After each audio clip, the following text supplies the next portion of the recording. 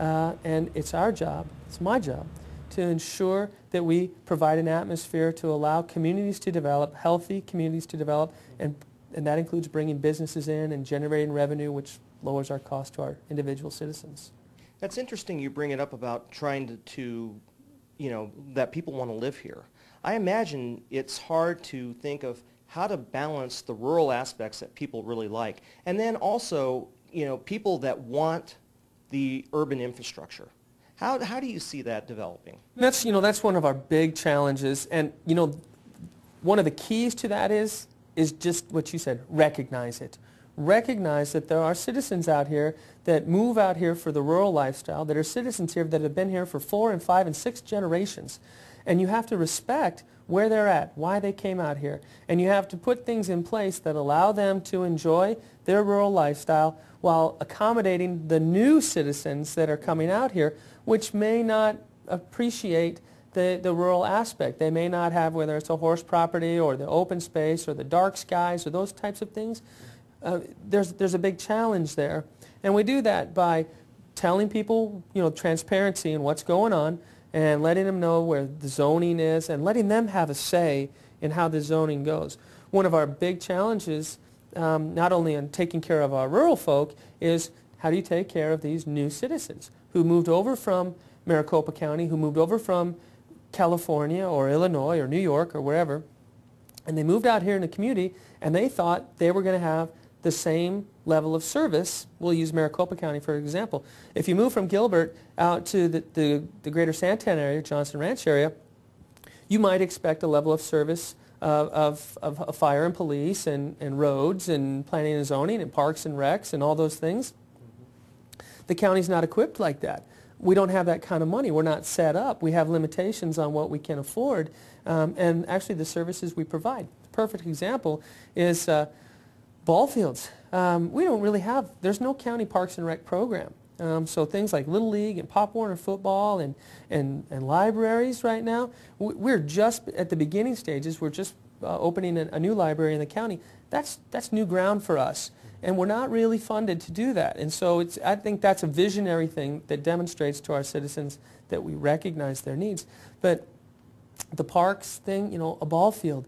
I can have somebody donate a ball field. I mean, I've had offers from citizens, I'll buy the land and I'll put the ball field out there for you. You just take care of it. And, God bless them. I love the idea. I can't afford to water the lawn, cut the grass, set up a Parks and Rec program. We're just not manned for that. We're not funded for that.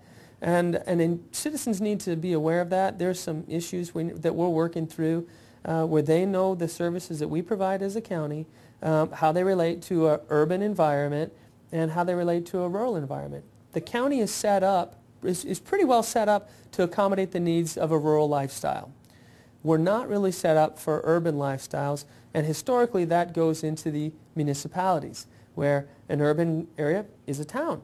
And they have an increased revenue source that allows those citizens to buy the things that they want to buy. And the county just isn't really set up. So that's one of our biggest challenges.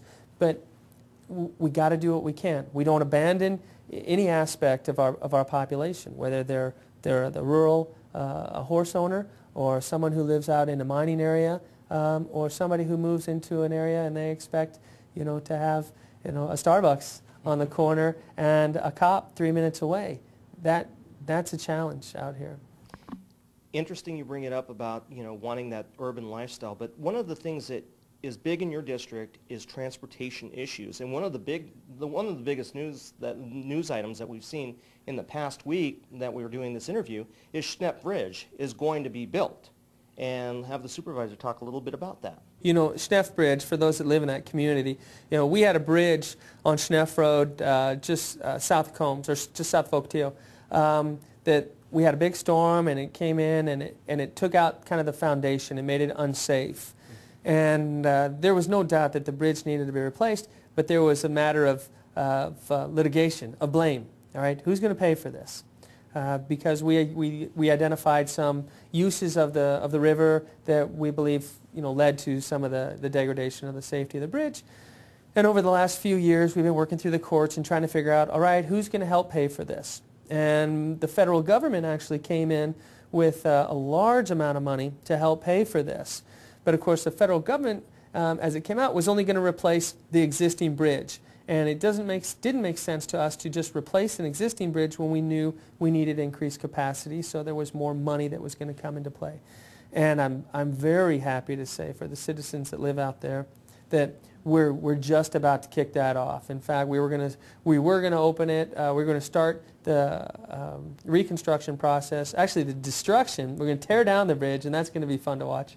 Tear down the bridge and rebuild it up, and that'll start here in April as we do that. And that's such a huge impact to the citizens out there that have actually suffered because the bridge has been gone. Whether it's transportation across it, having to go all the way around is difficult at best.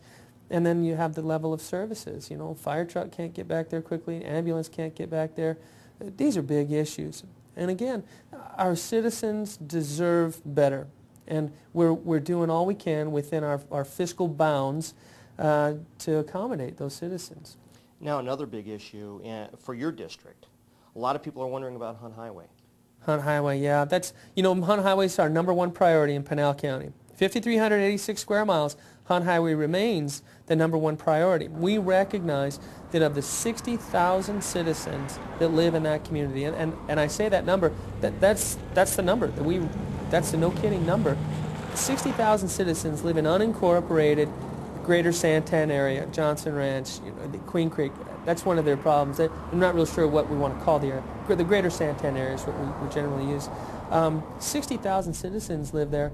That is if they were to become a city, they would be the size of Flagstaff. They'd be the biggest city in Pinal County immediately, bigger than Casa Grande, bigger than Apache Junction, just like that. There's basically the one main road that goes through the community, the southern half of the community, the Hunt Highway. And we were about to take out a bond for about $52 million to start